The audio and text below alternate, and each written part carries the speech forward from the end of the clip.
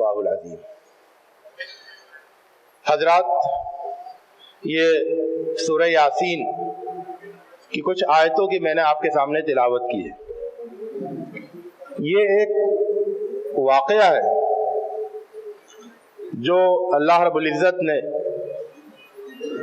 ہمارے سامنے بیان کیا ہے یا ہمارے لیے بیان فرمایا ہے۔ اس میں ایک داعی گروہ کے لیے نصیحت کا بڑا سامان ہے، غیر معمولی سامان۔ اللہ تعالیٰ نے اس واقعے میں وہ تفصیلات جن کا ہمیں کوئی فائدہ نہیں ہونے والا تھا ان کو ذکر نہیں کیا ہے، اور جن چیزوں سے کی ہمیں ضرورت تھی، جن چیزوں میں ہمارے لیے سبق تھا، اس کو ذکر کیا ہے خاص طور سے۔ اور یہی قرآنی واقعات کا انداز ہوتا ہے کہ جس چیز سے فائدہ ہے اور جس چیز کے اندر نصیحت ہے، مقصد آوری ہے، وہ چیز ذکر کی جاتی ہے۔ تو اب اس واقعے کو سنیے اور اس میں اپنے لیے نصیحت کے پہلو تلاش کیجیے۔ فرمایا کہ انہیں قصہ بیان کرو بستی والوں کا، جبکہ ان کے پاس ہمارے رسول آئے۔ جب ہم نے ان کے پاس دو کو بھیجا تو ان لوگوں نے ان دونوں کو جھٹلا دیا، تو ہم نے ایک تیسرے کے ذریعے قوت عطا فرمائی، تائید عطا فرمائی۔ تو انہوں نے مل کر کہا کہ ہم بھیجے گئے ہیں، ہم اپنے رب کی طرف سے بھیجے گئے ہیں۔ فَعَزَّزْنَا بِثَالِثٍ، کہ جب دو کو جھٹلا دیا تو تیسرے کے ذریعے سے ان دونوں کی طاقت، ان دونوں کو قوت عطا فرمائی، ان دونوں کو تائید عطا فرمائی۔ یہ عززنا بثالث ہمارے لیے غیر معمولی اہمیت کا حامل جملہ ہے۔ ایک دعوتی گروہ میں جب ایک آدمی شامل ہو، نیا آدمی، تو وہ صرف اس دعوتی گروہ کی تعداد میں اضافہ نہیں کرے۔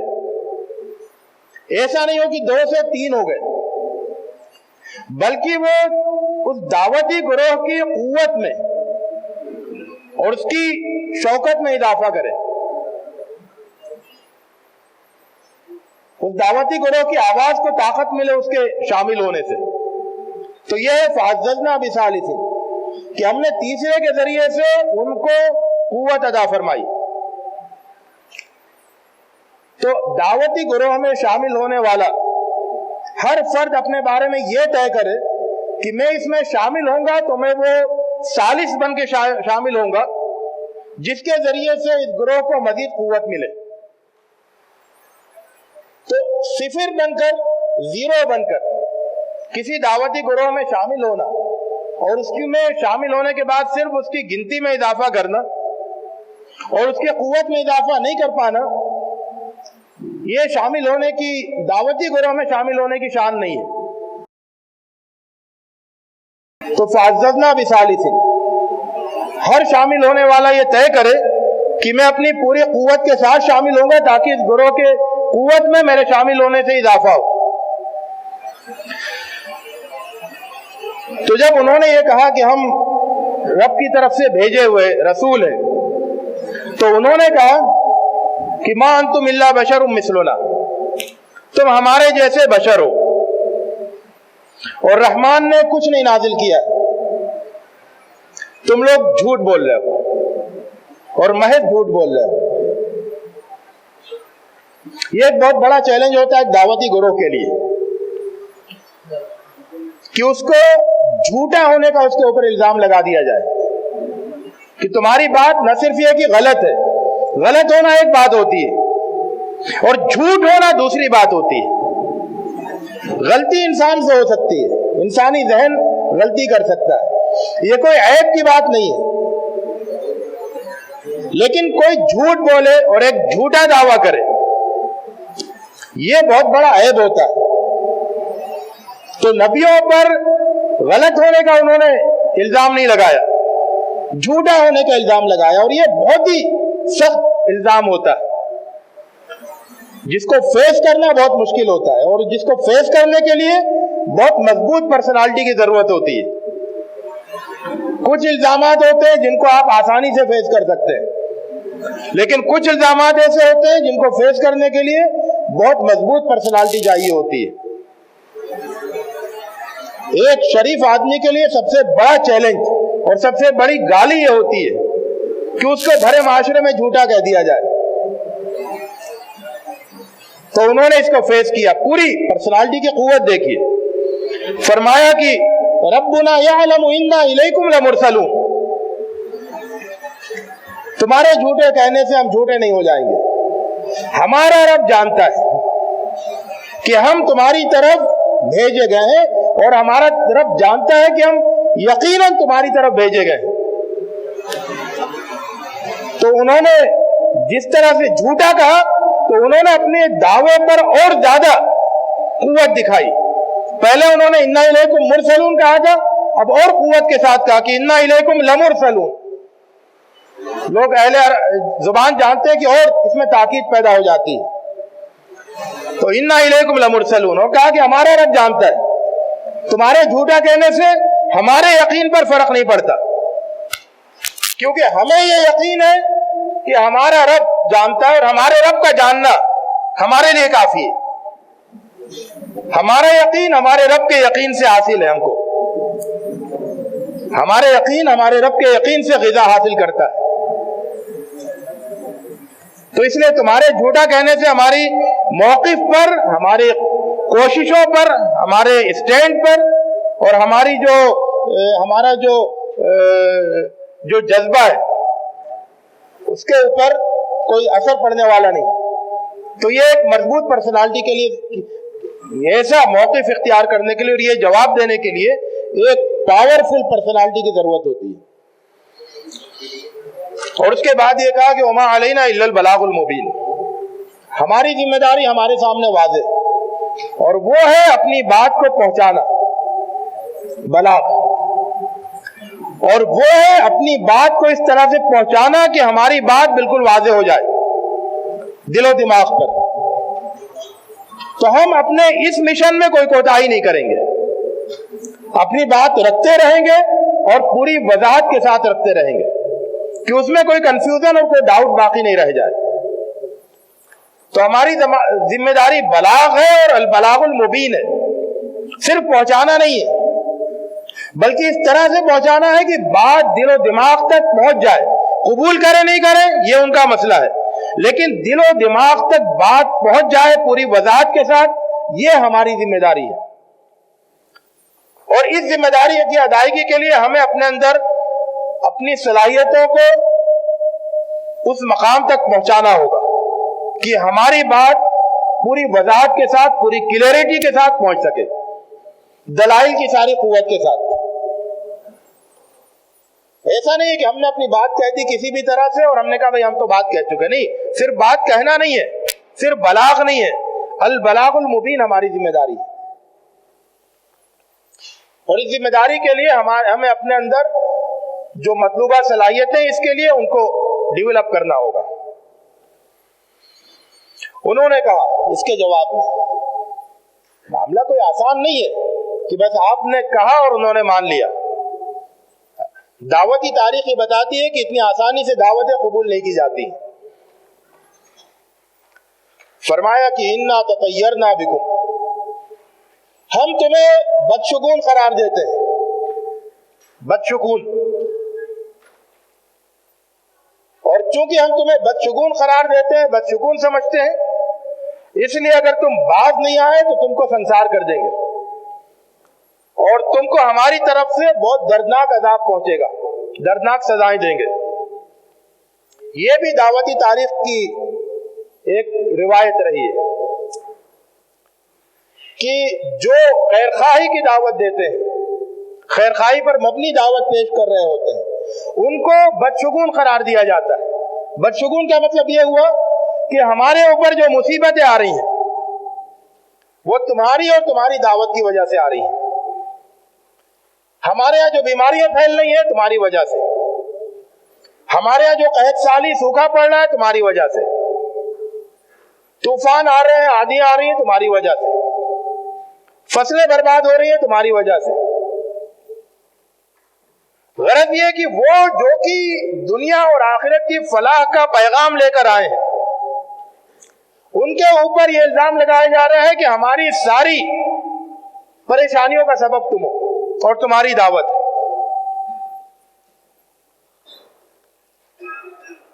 कितना शदीद इल्जाम है, और इसको फेस करने के लिए कितनी ताकतवर पर्सनालिटी की जरूरत पड़ेगी।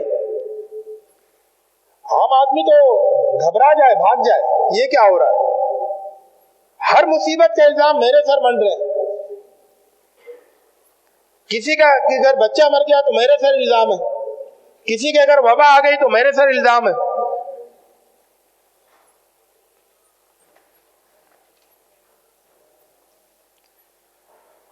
उन्होंने पूरी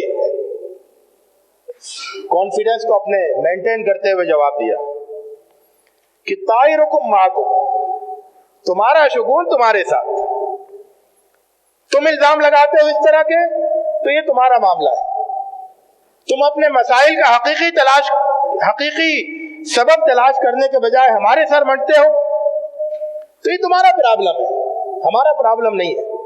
तो तुम्हारा शुगून तुम्हारा प्रॉब्लम है, तुम जैसे चाहो उसको डील करो। लेकिन ये बताओ कि क्या ये सारा कुछ तुम इस वजह से कर रहे हो कि तुमको तुम्हारा भूला हुआ सबक, तुम्हारा अपना सबक भूला हुआ जिसको तुम भूल गए हो, वो तुमको याद दिलाया जा रहा है। बल अंतुम कौमुम मुसरिफून, तुम हद से बढ़ जाने वाले लोग हो, और तुम हद से बढ़ जाने वाले लोग हो तो तुम कुछ भी कर सकते हो, हमें अंदाजा है इसका, और हमें इसकी परवाह भी नहीं। हम अपनी जिम्मेदारी जो हमारे रब की तरफ से हमारे ऊपर डाली गई है, हम उसको अदा करते रहेंगे।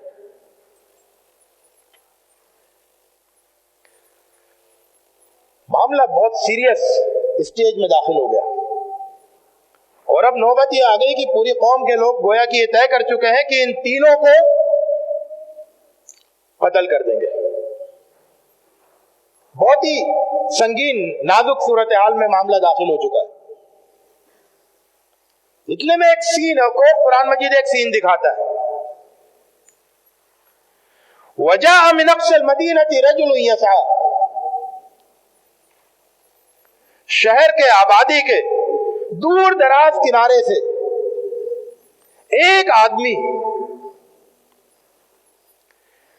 दौड़ा हुआ आया।